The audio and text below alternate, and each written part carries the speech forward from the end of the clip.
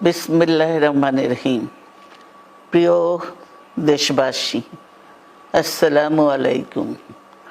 রক্তস্নাত July August 1 বছর পর আমাদের মাঝে ফিরে এসেছে।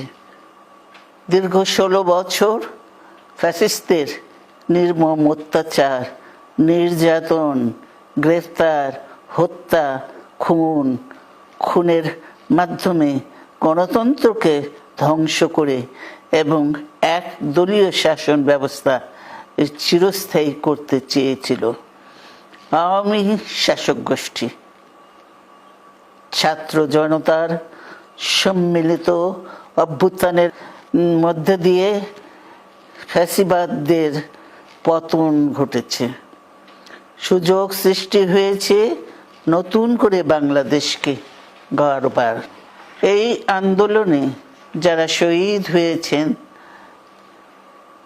তাদের জানাচ্ছি আন্তরিক শ্রদ্ধা, আহতদের সমবেদনা। তাদের এই আত্মত্যাগ জাতি চিরকাল মনে রাখবে।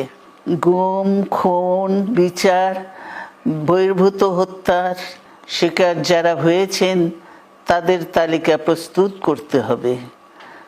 দ্রুত বিচারের ব্যবস্থা ও রাষ্ট্রীয় স্বীকৃতি নিশ্চিত করতে হবে। প্রতিটি পরিবারের সম্মানজনক পুনর্বাসন ও নিরাপদ ভবিষ্যৎ নিশ্চিত করতে হবে। প্রিয় দেশবাসী, আমাদের সামনে যে সুযোগ সৃষ্টি হয়েছে নতুন করে গণতান্ত্রিক ব্যবস্থাকে প্রাতিষ্ঠানিক রূপ দেওয়ার, তা আমাদের দ্রুত সম্পন্ন করতে হবে। কর্মসংস্থান সৃষ্টি করতে হবে, জনগণের নিরাপত্তা নিশ্চিত করতে হবে। সর্বোপরি বাংলাদেশের স্বাধীনতা, সার্বভৌমত্বকে রক্ষা করতে হবে যে কোনো মূল্যে।